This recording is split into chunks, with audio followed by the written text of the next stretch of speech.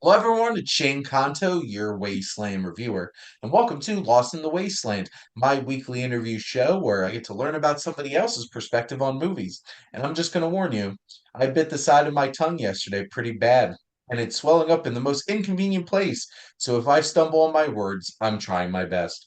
But Luke, thank you so much for coming on for now a third time, which feels like not enough times compared to how much we actually record, because Luke here is one of my most frequent collaborators, but thank you so much for coming on. As I always say, anytime, Shane, anytime. It's always blast to talk to you about movies and anything else, really. And Luke means it, for Hmm. sure. I can Yes. attest. But before we get into my questions, would you like to shamelessly plug whatever you would like to shamelessly plug? I only have a couple of things. So, Flicks and Chill podcast, where yours truly has been on as a guest, which I hugely appreciate.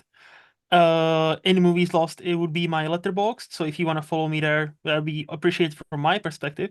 And my blog, lostinmovies.co.uk, I'm not posting as many reviews as I used to, but I'm trying very hard. So yeah. We appreciate it. And Hmm. my wife's gonna be on Flicks and Chill, which At some that's gonna be point. a fun episode to listen to when that Yes. circles around. I cannot wait. Because you know what, this goes without saying, like I've listened to every one of your Flicks and Chill episodes up Oh, to this thank you. point, because like generally I do try to listen to my close friends. I try to listen to your podcast and stuff like Hmm. that. And yours is fascinating because it's like you learn so much about people from those conversations. And you know, it'll be interesting to hear what my wife says, which I cannot wait. she's asleep right now, so she can't hear me say, I predict 3 hour episode. I'm all 100, for it. 100% I'm all for it. easy. Look, I've already had some 3-hour episodes. Some of them did quite good, some of them not. But like, look, I'm having fun, and I hope if some people who listen to it also have fun, that's all I ask for. And if they, if they actually like the person at the end and maybe want to follow them, that's even better because that's the purpose of the show, just to put a face towards like the avatar you might follow on Letterboxd or Instagram or whatever you follow people who talk about movies. And I appreciate that. And honestly, that's the hope for this show too, that I do this, Mhm. which is now on like this is getting close to like 215 episodes I've been doing this. Obviously, it's focused specifically on the questions that I asked about movies, and for this episode, occasionally television. Yeah. But this is something I just did yesterday. Was having movie marathon. But look, if you had a whole day open, what Mhm. would be the theme of your movie marathon? See, so I do have this a lot. Well, a lot. Not as much as I used to because now I've stopped working shifts. But I like to kind of like most of these. To warn Mhm. you, are kind of like two answers. So I'm sorry. Okay, You know me. I can talk for hours. I'm sorry. it's all good. But like basically, what I like to do if I have a proper full day, right? I like variety. So I like to watch a new movie, old movie, new movie, old movie, not necessarily in any kind of theme, which for me, just to clarify, I've made up an arbitrary rule. New movie, anything 2000 plus, old movie, 1999 and below, right? So Okay. again, it's not the best rule. I need to probably like tweak it. So I need to watch more older movies.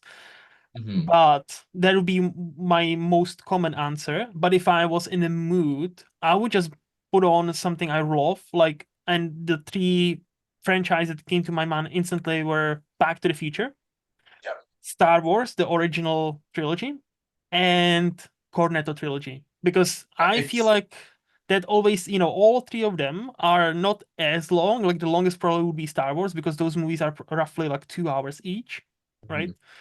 So, but it's doable in one day. You'll have fun, and it's not too taxing, to watch three movies like in a row like that because they are fun. Like Back to the Future classics, Star Mhm. Wars, duh, it's Star Wars, and Yeah. Cornetto trilogy is one of the two, at least two, I would argue three, one of the best comedies that ever been made. Like I love the third. I know many people don't like the third one as much. I love it Wrong. as much as the other ones. Like like I just love it now. So those would be my picks. I Amazon keeps trying to get me to upgrade to a 4K trilogy, the Hmm. Cornetto trilogy. I'm like, one of these days I'm just gonna pull the trigger because they're not Yeah. wrong. I should get it at some point. And also, when you have a collection like this, collections help because Hmm. they Hmm. save space. Correct. One case instead of three cases save Yeah. space. But no, I'm a huge fan of the end of the world, the world's end, Yes. because honestly, I think it's the most mature one out of all of them, and I feel like that's why people were, I feel like, more adverse to it initially, because Hmm. on some level, it's a little less fun in the sense that, like, wow, this is kind of depressing because it makes you confront things that are like, what if my life never turned out the way that I wanted it to? And I feel like as people get older, I think that one's going to connect with them more.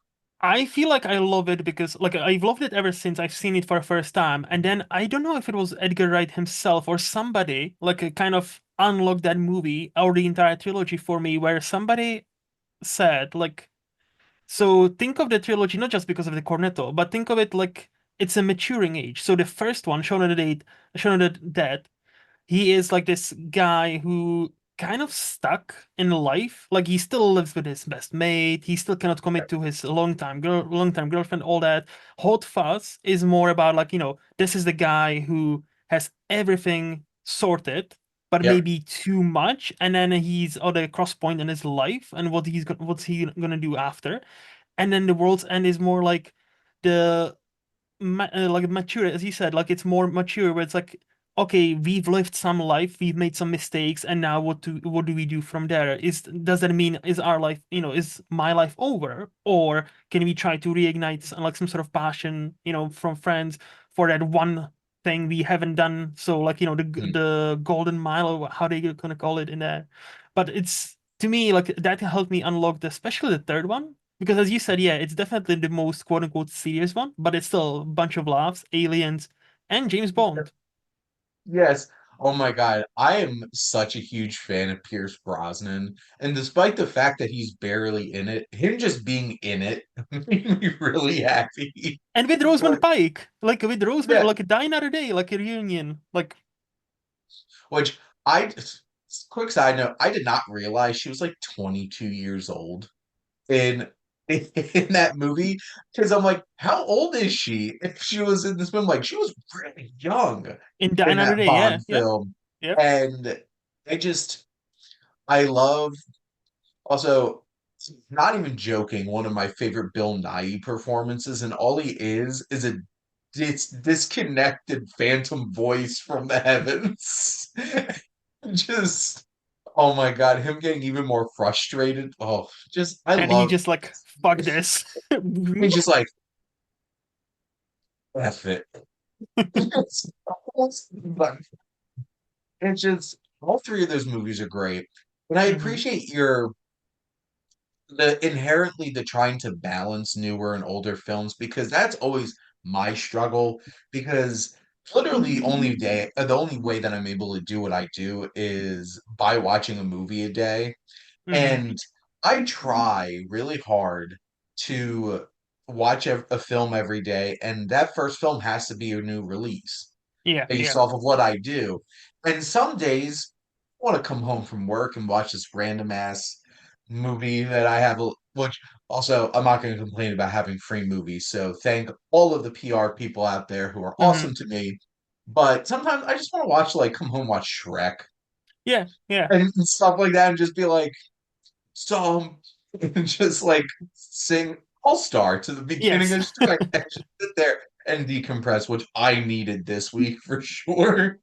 But Hmm. no, it's like one of those kinds of things. So I appreciate the trying to find some balance there. Yeah, I'm honestly trying to watch more older movies because same. is that why I keep making all these podcasts to give me a reason to? Maybe. Maybe deep down, that's what I'm really grasping for, Luke. But my next question is, if you had a friend who had never watched a movie before, Hmm. what movie would you show them? So when I saw that question, I was like, holy shit, that's tough one. Because like, my first instinct, obviously, like I would like them to like what I like. But then I was Yeah, like, but I have such a niche kind of taste where I understand it's not for everybody, right? And also, if I take it literally, you don't want to like, show them the best movies ever because that sets the expectations maybe a bit too high for I didn't what's really about to think come. about that, but that's actually a good point. And so, but I just, and I was like, so, but you also don't want anything too scary, like, just like ease them into it. So I'll be base. I think this is kind of basic answer, but I came up with two, and I've kind of touched on them both.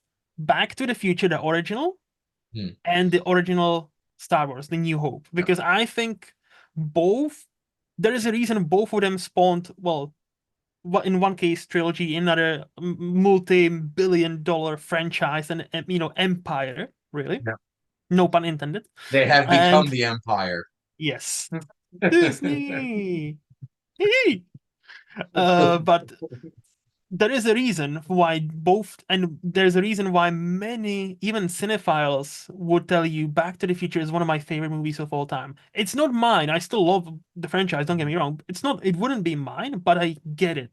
Because again, it's such a nice, easy thing to watch. It's a cozy blanket, almost movie, but it's smart, it's funny. And again, if you had never seen a movie, it's a hour 40. I don't think it's even hour 40. It's like fairly short-ish.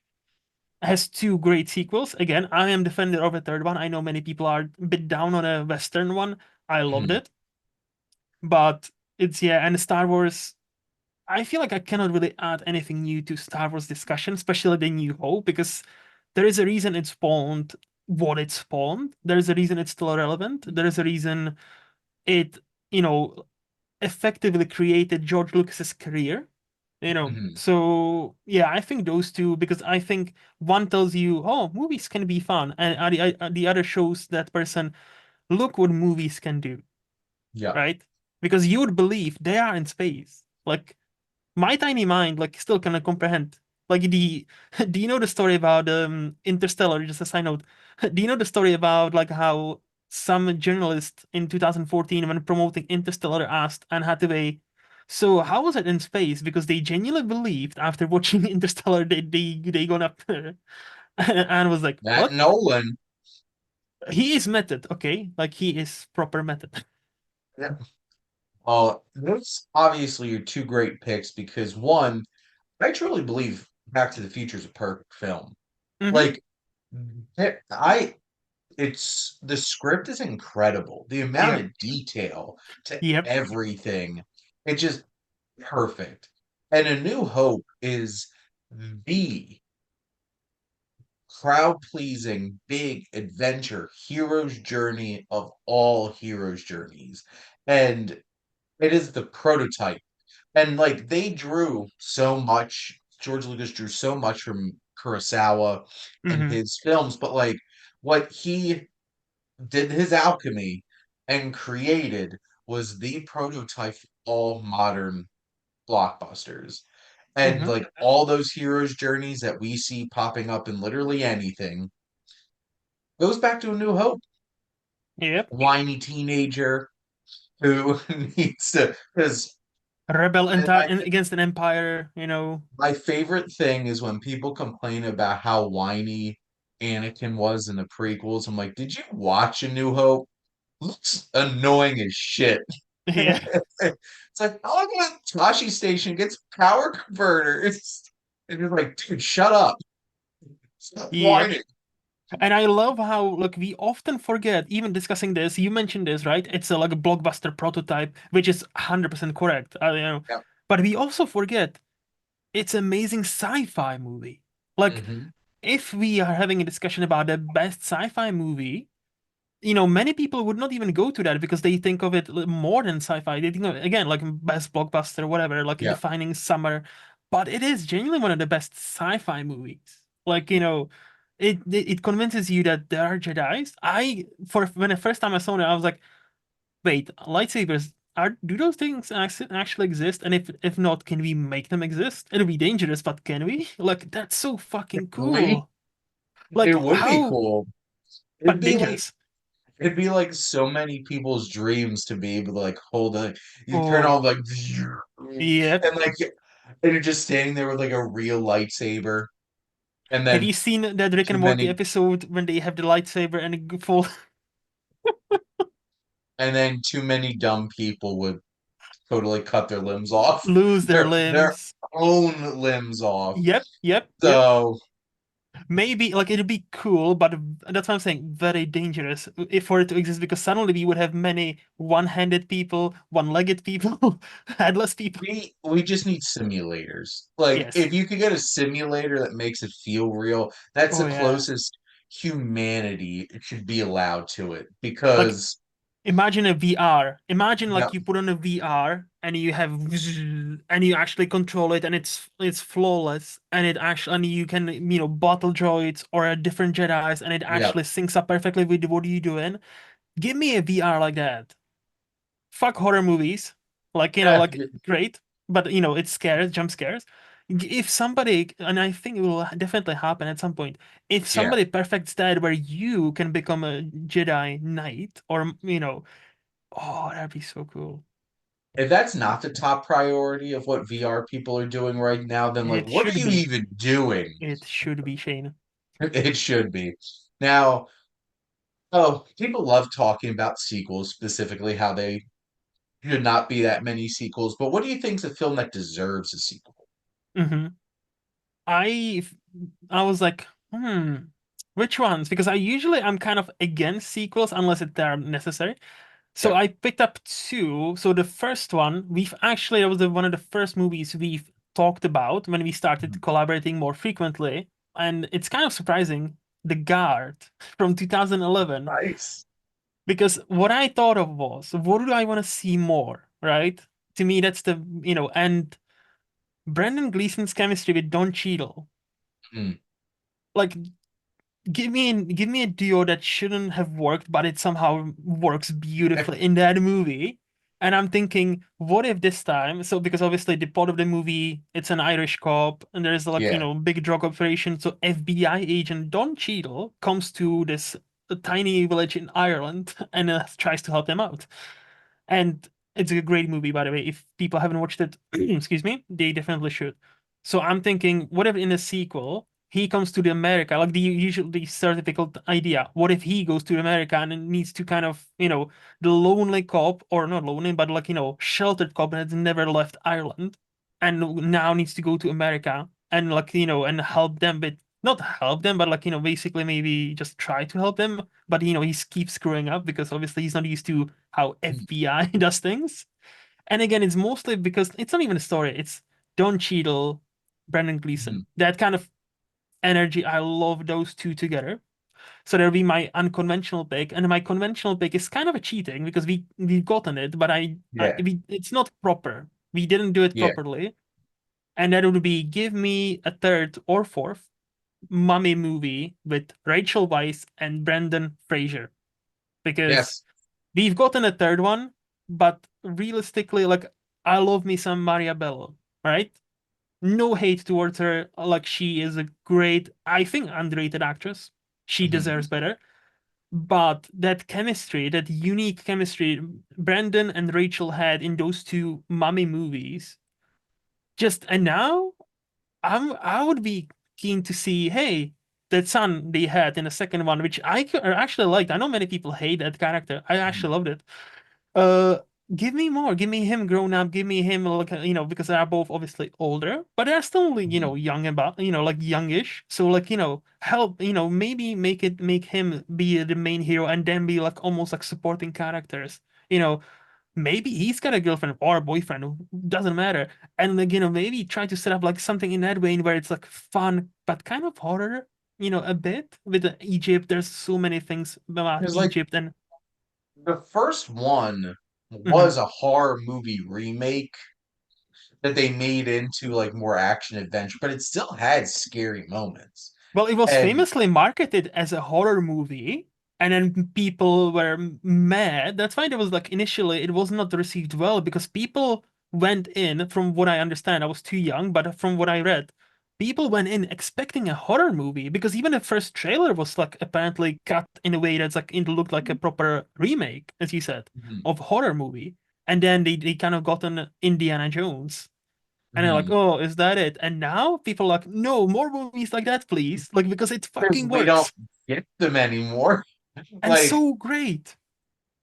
there was a string between probably 99 to Hmm. like Hmm. 04, 05, where Yeah. we were still getting stuff like that. And Hmm. now it's just, I feel like Pirates was like Yep. the last big kind of thing like that. And I love comic book movies. I love the MCU, but it Same. changed things. And Yes. it shifted things away from like we don't get action adventure films like that anymore. And I think that first Mummy movie balances both those genres really well, to be Hmm. honest. Hmm. Because like it creeps me out. Like it scared me as a kid. Because Oh like yeah. there's some really creepy moments. By the time you get to the third one, there's nothing scary about that, and it was just nothing but like it was a big fantasy action adventure movie. Yes. Which, what were your thoughts on like the shift of location? See, like I didn't mind that they went to China, if I remember, because I only seen it once, but from what I'm Yeah, because Jet Li is in that movie too, right? Yeah. So yeah, I didn't mind the shift. It's just like the moment where, I don't even understand. Did they was she supposed see, I only seen it once. Was she supposed to marry Abello? Is it actually Eve? Or did they yeah. say like she died? No, she so yeah. No, So they no, were like, it oh, is that, literally her. yeah, yeah. It is that character. And no, that's one of the most distracting things about the movie is Maria Bello trying to be Rachel Weisz. And And it's I hate just when movies do that. Like I hate like, if the original actress, like, if Rachel Weisz didn't want to return or whatever, okay, like either we need to bury them or get them divorced or something, and like so it's not as distracting. Like, because again, Maria Bello is a great actress, but she was set up to fail. Like mm, because if she's gonna be like, oh, so you were literally playing Rachel Weisz's character, so and we cannot address that you somehow look different, and it breaks the it, like movies are magic. You need to yeah. believe in that magic to be in a movie, and it breaks it. And it breaks it from the very start. We're like, huh, that's Eve, that's my wife I've had for the last two movies. I'm like, no, fuck off, no, that's not. And it's just The chemistry wasn't there yeah. because I feel like you don't realize how important that dynamic is to that franchise until you watch the third one. You're just like, wait a minute. Because like a lot of the first movie hinges on that and their dynamic, and it's so great. I I would die for another mummy from that franchise. Like the second one falls into so many Hmm. sequel Hmm. tropes and stuff like that. But like it's just you still have them. See, And the second that's one, like I'll be defending that. I'll be defending that to my grave because I grew up on that. And I think that's where you can actually see how much that chemistry between Rachel Weisz and Brendan Fraser, like, like it basically keeps that movie afloat. Because I yep, see now, being older, seeing, was watching a lot of movies, I see exactly what you're talking about. And realistically, it's not as great as the first one. Yes, but like just the chemistry, even the son, like I usually don't like children like that because they are annoying. And but even in that movie, he kind of worked for me. Like he would be annoying as fuck because that's it. It's a little kid, and suddenly mummies are popping up. Like, what do you yep. want to do? And he gets kidnapped. So two quick things. One, my Mhm. God, the CGI Scorpion King. Rock, The rock. Rock. Hmm. And if you're gonna have a horde of mindless drones, make them as cool looking as those Anubis creatures because they looked cool as hell. Yes, So there you go. the peak PS2 graphics. The rock, yeah, it's always like, oh, yep, PS2. It certainly did look like PlayStation. Now, like, what's a film from your childhood which you haven't watched in years that Hmm. you would most love to rewatch now? Hmm. See, like I've watched like the Star Wars, I watched The Mummy a lot, like both of those movies, not the third one. And then I was like, what is the next one? Because I've already rewatched the most of them, right? And then it hit me, an obvious one. I haven't seen it since the last one premiered in the cinemas, Harry Potter franchise. Mm, Like, I haven't seen those movies for at least a decade now, like neither. And I love, like, I'm a Harry Potter kid. Okay, I grew up in like I was born 91. So by the mm-hmm. time they became prevalent, the first one was released in 2001. I was 10. I seen it in a Me too. cinema. Mm-hmm. See. Yep. And actually one of the few franchises I actually read all the books for. Like the moment I was like, oh yeah. So my mom, bought me first book, the second one, the third, and I think by the time it was like we were waiting for the seventh book, and we were so like my sister and I, we were so hyped for that. Once we got it, she read it first. We did rock paper scissors, so she read it first, and she was done in like 10 hours. And I read it second, and I was done like yeah, like one day, like 12 hours. I was done like the entire like one Sunday. I started like 8 and I finished like yeah about like 7 8 at that night because I was just doing everything just reading how is it gonna end because I wanted to know so much, so Harry Potter franchise would be the one. I feel like you're one of the few people who haven't rewatched this over and over and Yes, over and yes. over again. Because I don't know, so in the States, when it used to be like ABC Family, or I guess it's Freeform now or whatever the hell, and it was like Harry Potter weekend. And Hmm. it's just like there's so many people who just kept rewatching Harry Potter over and over and over again. But no, I was also born in 1991.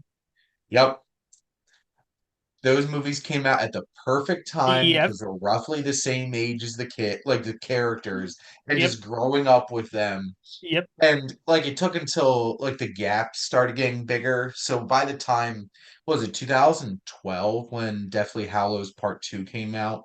So like I was 11, by 12. that Yeah. time in college, Hmm. and that was one of the most memorable moments for me going to a Hmm. movie was watching that in a theater and just I can't hear the word or use the word always the same way Hmm. after Deathly Hallows. Yeah, So I was the same though with the books.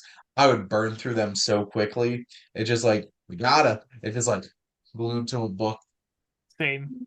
I haven't felt that way with the new release book since probably Harry Potter. So, there you go. There is a reason those became like like the defining of this like generation and a phenomenon. Like, there's a reason why J.K. Rowling made so much money, right?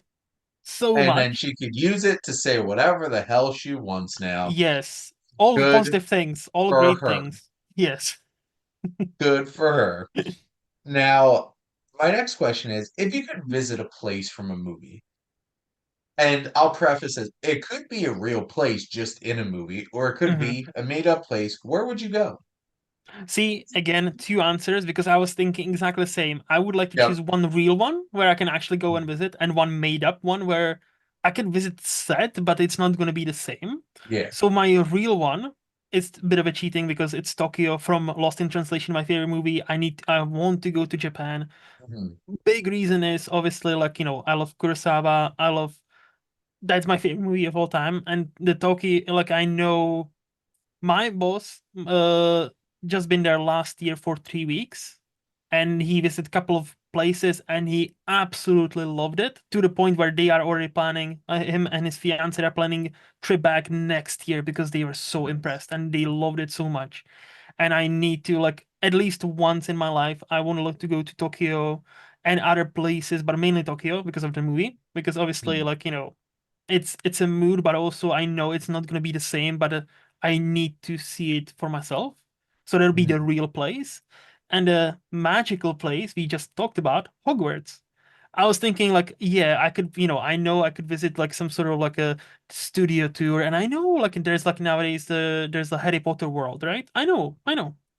But like I'm talking about actual magical castle where fucking paintings walk, and there is a feast that appears in front of you, and it just have floating spirits and like floating candles, and just being in that magical place.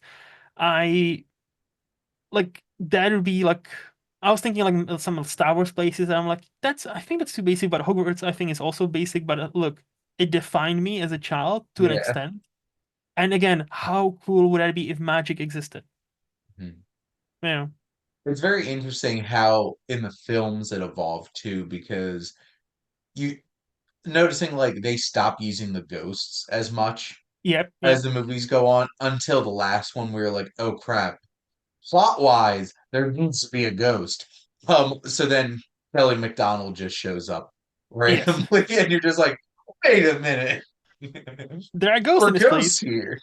Like I remember like you could still see the cut Hmm. keys from like because they wound up cutting his scenes from the original like Sorcerer's Stone, which he was such a big part in the book for some of those, and it's just like, where's the poltergeist? What happened to him?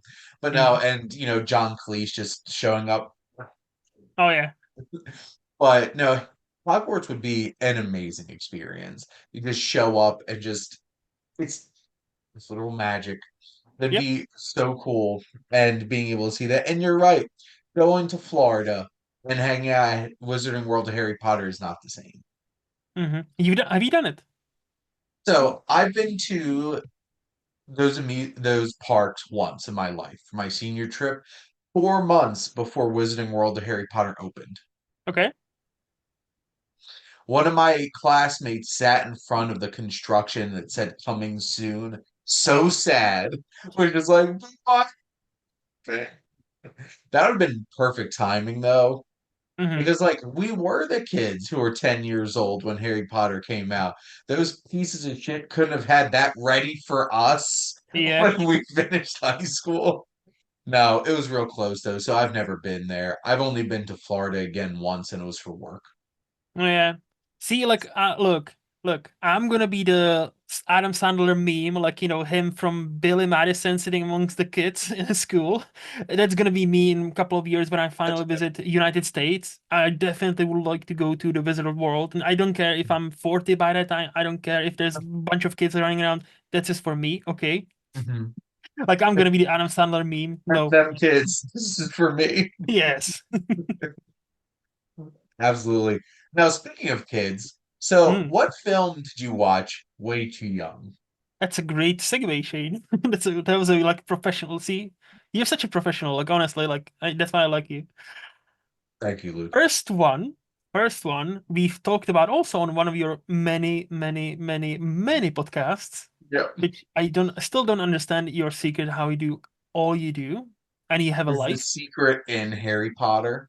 Yeah, time turner. Yeah, like genuinely, That I is feel the like common theory. they developed it just for Shane Conto. Like I believe it. I believe it. But the first one that immediately always bursts into my mind is First Blood, Rambo. Because Yep. I watched it when I was like 11, 12. I genuinely don't remember the age. I know I was a bit Hmm. too young to watch it.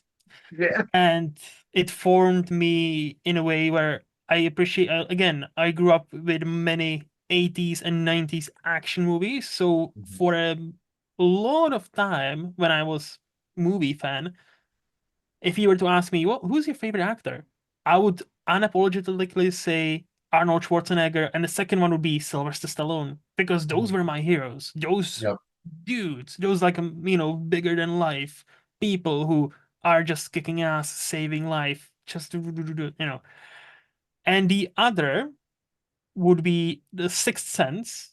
I was the one of the few movies I started to watch. I was terrified, and I literally had to switch it off. The moment that it got me was the kid that like it just was vomiting. Like this, I didn't expect it. It was a jump scare, and like I Mhm. also I don't do well with like vomit. Like now I can kind of handle it, but back then like I no, I'm like no no no, switching off, switching off. Nope, Yeah. not for me. And I didn't watch it until like much later. So that was definitely a bit too young. And the last one, American History X. Oh I my. watched that when I was 13, I want to say. And it's a movie about white supremacy and it's a movie about racism. That was the one of the first movies I've watched where they swore all the time. And I'm Yep. like, damn, why do they swear so much? Oh, because people swear like that all the time. I was like, okay. Yep. So that's definitely I haven't rewatched it since, by the way. So I've only watched that movie once. And that's definitely made an Sometimes impression. that's all you need. Yes. But no, it's opening with a curb stomp is I was gonna something else. mention. I was gonna Yep. mention I still remember that. And then, I certainly watched my fair share of action movies when I was younger because my mom was Mhm. super into them. And, could we go on a quoting Arnold streak right now? Yes, Yes. there's so many amazing one-liners from Let Off Some Steam, Bennett, or Do at the party, Richter. Or It's not a tumor. It's not a tumor. it's like, it's like, I just had a headache. It's just like, is it a tumor? It's not a tumor. It's not. And Your impression is much better, I'll say. Like I cannot yeah, like there's like, who is your daddy and what does he what does he do? do? Yeah. Which I feel like most people forget that the first 20 minutes of Kindergarten Cop is this intense, gritty action movie. Yeah. Shifts gears into him just hanging out with a bunch of kids. Hmm. But no, those are all great examples of like, and The Sixth Sense I did not watch until I was probably in high school, Hmm. most likely. But no, going back to The Mummy, that scared the shit out of me as a kid. That and my brother and this kid convinced me that they were putting on Mouse Hunt. Mm. That Gore Verbinski movie with Nathan Lane and the mouse Yeah, and yeah. everything. And they had Lost World Jurassic Park on. And Hmm. it opened with the little girl and the little dinosaurs, and that scared me and scarred me so badly. Maybe that's why I'm still a big baby now, which I am. I get scared real easy. But no, um, at least two of those though, even just like besides the violence and the language, but like the themes, there's no way a kid can comprehend, you know, how the military and society has failed our veterans of Vietnam. Like there's just so many layers to First Blood that you can't comprehend as like a 10 or Yeah. 11-year old. Hmm. And American History X is like there's so much to unpack there. So much. I only got racism bad because I was 13. That's pretty much it. And hopefully that is the bare minimum I mean, you get out of that movie. Now, Luke, what film experience do you feel like truly made a legitimate impact on your life? hmm. So I picked three movies that all three are part of my top five of all Okay. time. So first, Lost in Translation, because that was the first time I realized movies can be even like they can do so much with just so little because it's such Mhm. a like you could effectively make this kind of movie for next to nothing. And then I don't want to put down Sofia Coppola or the team; they worked very hard on it, obviously. But like, it feels like the kind of movie anybody can make, right? But it strikes a chord with you, well, at least with me. Mhm. And that's just a perfect example. You don't need 100 million budget. You don't need act like even at the time Scarlett Johansson wasn't an act like a star. He was I like always argued that was her breakthrough. Like before, 23 yeah, exactly. or It was something like that. So yeah. she was really young at that That point was too. I still would argue with anybody if it wasn't for Lost in Translation, she wouldn't have gotten Woody Allen movies, and then she broke through because of them. But I guarantee you that was that. So Lost in Translation, Shawshank Redemption would be the second one because that was when I first realized movies can make me feel a certain way because the ending was just so awesome, so uplifting, so hopeful. Even my 12, 13-year-old mind just comprehended that, damn, I just saw something unique where most of the time when I finished the movie, I was like, oh, that was pretty good. And then when it finished, I was like, damn, that was fucking good. Like I was just taken aback. And again, I was very young. So even if it can make an impression on a young and dumb person like myself, Yeah. hey, it's a probably a good movie. And my third one would be Mulholland Drive, which is my kind of what like to say like an starting drug to more experimental features and more experimental movies where if you to me if you have a key to unlock certain movies you will appreciate them for what they are, and that's to me that's a prime example. Yeah, try to understand it in a when you're watching it, but also just be there for the vibes and be there and try to just see, hey, this scene is about this, this scene is about this, and this, like, there's a beautiful relationship between the two, Naomi Watts and and what's her name, Laura something. I don't I remember. I forgot her name. I'm sorry, the actress.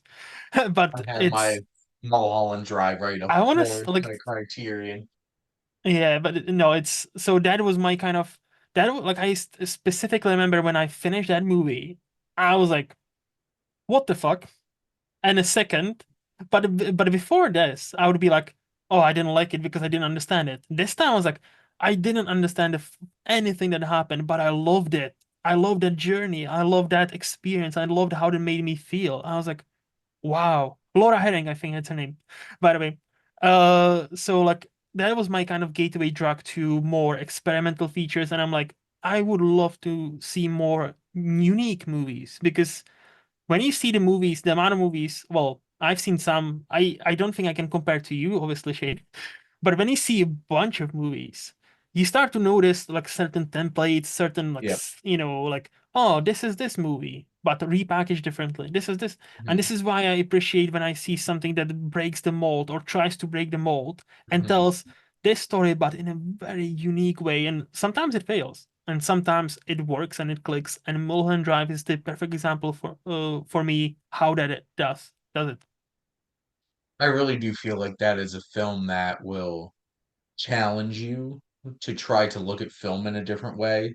Hmm. And it's so interesting because you brought up that in Shawshank, and they are two significant films that have so little in common.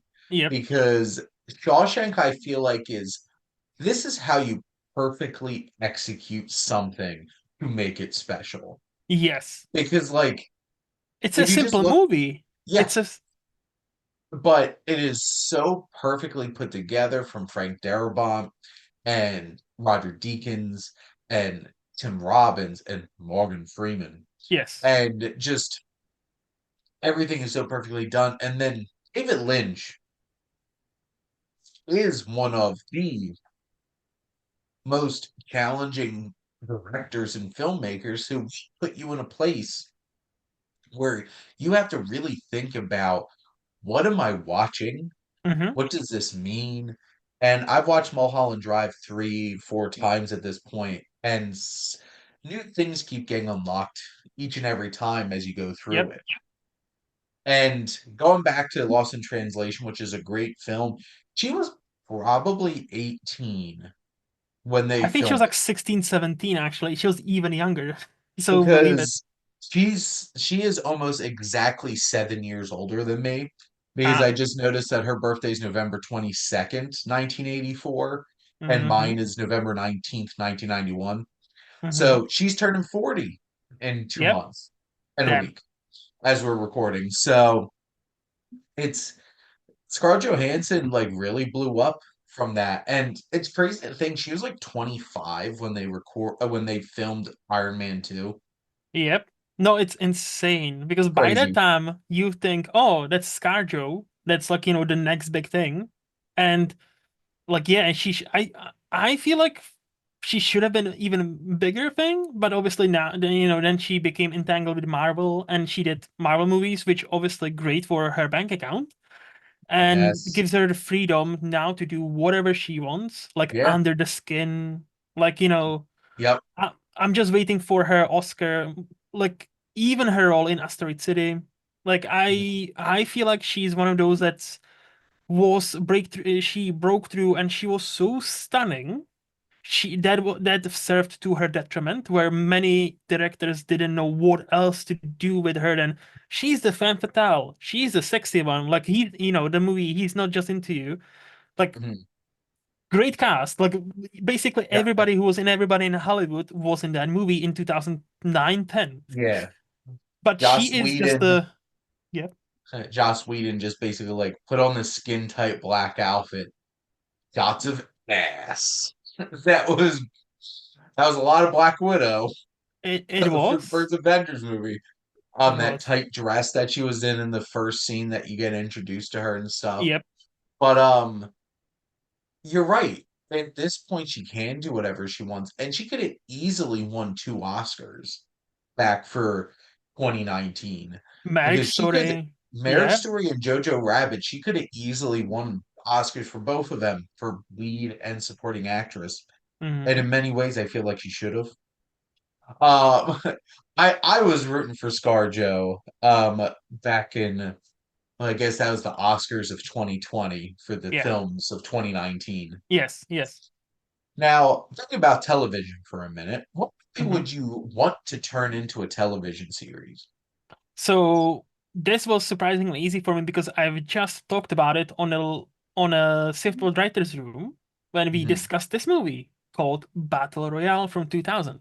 Ah, Uh-huh. So obviously for many people it's like, hey, this is Hunger Games, but Japan. Well, it's much more than that. It's and Hunger Games, reversed. yeah, Hunger Like Games Hunger wishes. Games is just battle royale. And also, like as I said on that podcast, not talking about the books, okay, people. Let's split hair, not split hairs, but let's make something clear. I'm not talking about the books. The books I haven't read. They Mm, apparently are very good. I don't know. The movies are there's only one awesome movie, which is the second one. The rest for me was average to below average, really. Jennifer Lawrence is really the only saving grace in all of them. But Hunger Games wishes to be as deep and talk about so many different things because if you like I just rewatched Battle Royale and if you look at it what it's actually about besides hey teenagers killing each other school kids killing each other there mhm. it talks about so many different things and I've actually watched the sequel Battle Royale 2 Requiem because it's been on my queue for a long time and I I wanted to noticed that. yeah it wasn't good because basically it I love the idea of the sequel, how they turn those kids who survive into terrorists. And now instead of having battle royale, they send new batch of kids to kill those terrorists, quote unquote, right? So the idea is there, but it just hits you over where the first one was nuanced and like said a lot of things without saying a lot of things. This one Mhm. was just like hitting you over the head with a war bad, war bad, war bad. One person's terrorist is another person's freedom fighter, also war bad. And I just thought now they did it with Fargo, they did it with Snowpiercer, bunch of Mhm. others. If they announced some sort of Hollywood remake of Battle Royale, but limited even like it doesn't have to be 3, 4, 5 seasons. Give it one or two of Mhm. like a limited series where like that's they take those two concepts and actually develop them where we have the same people, we follow the same and how they go from survivors to terrorists because they beat the system even though they didn't and how they deal with what happens after. I think you can get something as brilliant as the first movie, maybe even better. Because you can actually spend more time on the other characters. Like I've even pointed out on a podcast, Mitsuko's character. There is a scene that got cut from a theatrical cut that's on the director's cut that Mhm. explains her backstory and why she's so keen to kill everybody. And it's dark, it's twisted, but it is very dark. Yeah. So yeah, and it's again, it's not happy, but like even the ending with the teacher, there is a hint of hope. There is a hint of hope against amongst all the killing, all the blood, all the gore. There is a hint of hope, and if you took this, and if you took the very bad sequel, and if you develop it over the course of 2 seasons top, like Mhm. 8 episodes a season. I think you have something spectacular on your hands. It'd be a fascinating idea, Hmm. especially in the world we live in with Squid Game Hmm. being a series, like it would kill. Like you throw that on Netflix, so many people would watch it. Like Exactly. so many people would. Um And I've read the Hunger Games books. I still Hmm. need to read the Ballad of Songbirds and Snakes. I'm a big Suzanne Collins fan, and I'm gonna be one of those people. I was a fan of hers before Hunger Yeah, yeah. Games when you had Gregor the Overlander series, and I read all of them, which is also one of the my childhood book series that I want to see turned into something. Hmm. Like if Percy Jackson's getting the treatment, next up Gregor the Overlander. But no, Catching Fire is an amazing film, Yep. and I really enjoyed the first one too. The splitting of that third book and how they handled Yep. that and everything, I feel like was at the detriment of both part one Hmm. and part two. Yep. And the the prequel was there's things I really loved about. There's things where I'm like, this didn't really work for me. So, but I feel like it would make a fascinating series to be able to do. And we're in a world where so many movies are getting turned into series. When I heard Fargo was getting turned into a series, I'm like, but why? And then I Yep. watched Fargo, I'm like, never mind. I trust the series because out of it, there's like one of them that I feel like I didn't love Hmm. realistically, and I still really enjoyed it. There's that second season of Fargo is one of my favorite series television seasons out Oh there. yeah. Yeah. Um, I feel like Battle Royale would make such an interesting series. Hmm. Now, let's make this a little bit more softer Okay. and romantic. What's your favorite film romance? So I could come up with two. And again, so one of my favorite movies is Moulin Rouge. So Mhm, Satine and Christian is just that kind of, mhm, if you want proper romance, almost unrealistic romance, that's yep. where I would go for because Mhm, again, talk about chemistry. Nicole Kidman and Ewan McGregor on that movie, mhm, they clicked. You believe they're, well, first of all, they are two very young, very attractive people. Second mhm, of all, they sing, so duh. But mhm, it's, you believe that, that especially him, because part of a big reason for that I love that movie, it's his first big love, right? He wants to he moves to France, or to Paris, not France, duh. He moves to Paris because he wants to experience love. He wants to write about love, but he's never experienced it. So what does he mhm, do? Obviously falls in love with a courtesan, which bad. But you believe this kind of almost like puppy-like performance because he needs to be like that, right? Like mhm. that's He's a hopeless romantic he is. that has not been hardened by life. Yes. And again, like talk about chemistry, him and Nicole Kidman, there's a reason she was nominated that year. I don't understand why. I guess he wasn't fair, but okay. But no, like yeah, that's a movie like where All again, you if you need is love, Luke. yes, all you need All is you love. need is love. That sequence on the rooftop, and then and talk about details. When you rewatch it several times, you notice like the moon is smiling, like and that's what makes it like the best or the most perfect musical in my eyes because it just plays around with a frame and makes the world into magical place. Because if your movie is a musical where people start to sing and it fits the story, you better make it magical, for fuck's sake. Like, like don't give me something like, oh, it has a dance sequence. Great. We have never seen dance sequence in our life. Great. Make it magical and make it musical. And, and Lady Gaga, don't pretend like Joker Part 2 is not a musical. Well, just sorry, on a side note, have you seen her answer to whether it's a musical? Where she, for No. a minute, there was like a journalist asked her, "Oh, is this a musical?" And for a minute, she describes a musical, and she says, "Oh, it's not really a musical." but she describes a musical. Tell me She's it's a a musical without telling me it's a musical. she describes like, Describe a whole entire musical. she's like, oh, well, no, there are certain scenes that's, they have like music in them and songs and they propel the narrative. So in that sense, you can say, but I don't think it's a musical. And if somebody retweeted, I was like, so it's a musical.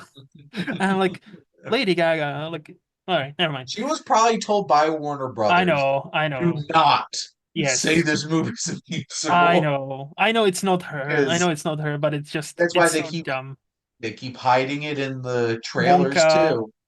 Wonka, Mean Girls, just yeah, all that. But besides the point, sorry to I don't want to derail your show too much.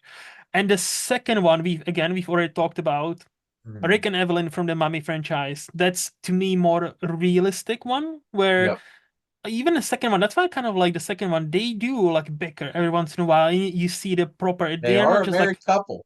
yes, they are not lovey-dovey all the time, but they butt heads, they bicker, but they understand where to step down and be like, okay, we'll do what you want. And the next scene, oh, we'll do what you want. And it's just that kind of like a more realistic couple. So yeah, if you want a fantasy one, if you want to like, like the book romantic, just where you're gonna cry at the end, Moulin Rouge. If you want a more like a realistic, I would say Rick and Evelyn from the Mummy franchise, the first two. First two. Our Evelyn. Yes. Not before they took her away from us. Um, and my last question for you, Luke. So, you've been hired at Shane University of Film. You're teaching a class. What would be your curriculum? So I still don't think like I am like, in a position where I could teach anybody anything, but I love movies. So what I thought We was, throw that out the I know, window. I know, I know. No, That's not the point of the prompt, Luke. but what I thought was, I would love to do what you already do and Mhm. discuss directors' filmographies. Like, so my class would be, so this semester we're taking a look at Spielberg, for example, and Nice. we start with the very first Spielberg, then the second one, and we always, so the class would be first movie directed by him. We talk about it, we analyze it, we have fun. Second Mhm. movie, third movie, and we work our way towards the his latest movie, and then it would be like David Lynch or Francis Ford Coppola, like those Mhm. giants, Akira Kurosawa, those like giants that have defined cinema and defined uh what we really watch, defined how we watch things, because we often forget those are the like there's a reason why these are bigger than life, because they help to define what works, what doesn't, to a point, to their kind of detriment in a way where then studios are more reluctant to market movies like musicals. Mhm. Just, but no, so like that would be my class where I would take a director and just, let's go through every single thing they've made and talk about it. I like it. I take it. The Well, kind of special topics classes would be a hmm lot of fun. I took a great performances on film class, and we did a whole entire month of just Marlon Brando and Johnny ooh, Depp okay. because my teacher loved them both. I'm hmm like, so, um, but keep it simple, keep it interesting, and if you pick the right filmmaker, you have variety. So you have Yeah. all kinds of different things that you can talk about. hmm So, welcome to the Wasteland, approved and certified. Boom, there you Thank you, go. Professor. Thank you, Professor Conto. Which is so funny because I do actually teach at a college, except I teach math. So I And teach, you do this with directors. You do literally, yes. we vote for the directors, and then you literally go through there. So that was part of it. I was like, yeah, what Shane does is actually pretty cool. And I've done it with some directors, and I need Mhm. to do it more because I think that's a great way to watch movies. Couple more months of John Ford, and this 80-week journey will be over. Damn. I've put in the work. And hmm so have many of you joined in with me on this journey. Wes Anderson and then Hayao Miyazaki, who's won my tournament, will be a nice change of pace. Oh yes. Luke, I'd like to wrap this show up with you asking me a question. So what would you like to ask the Wasteland So, reviewer? so we stick with the directors. Mhm. My question is, which two directors, one dead and one alive, would you love to have a dinner with? Obviously, in an imaginary scenario where we could bring the dead one back alive for one evening, one dinner where you can ask, no questions are disallowed. There's no PR person. You can ask them about any single thing, not just the movies, right? One alive, one dead. Which one would you choose? This is interesting because trying to think about what my purpose of this dinner would be. Mm-hmm. Like, if I just wanted to have a fun time, the living one would be Mel Brooks because he's still kicking. Yes. He's still going. That would be so much fun. Mm-hmm. I this is gonna seem really straightforward because actually, you know what? See, I was gonna pick Kubrick. Okay.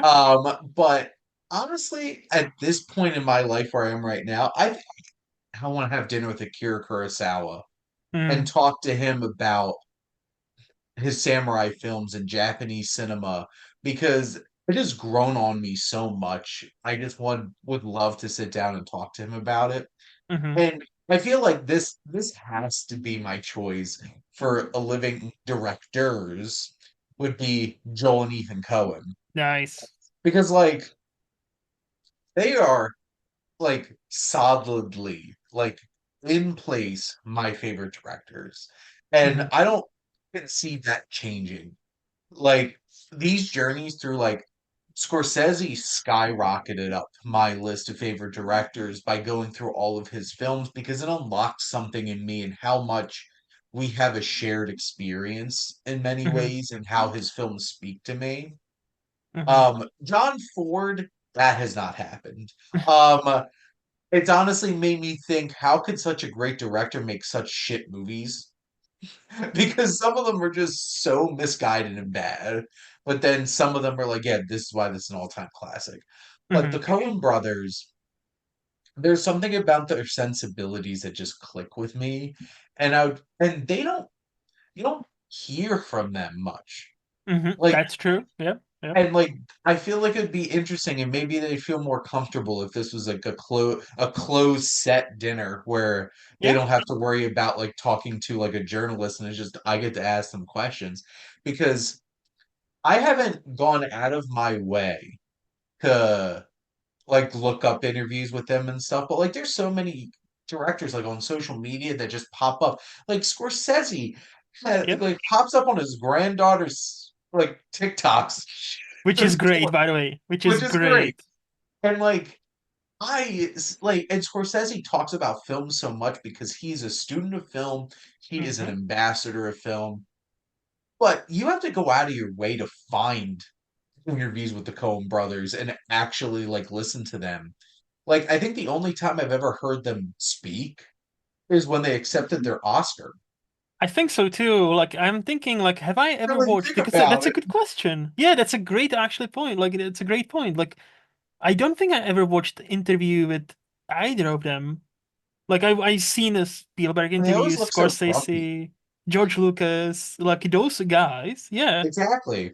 Like Tarantino just loves Hmm. to hear himself talk. So Yes. like he'll Yes. talk about literally you I just have YouTube videos like Tarantino talking about this movie and this movie and this movie.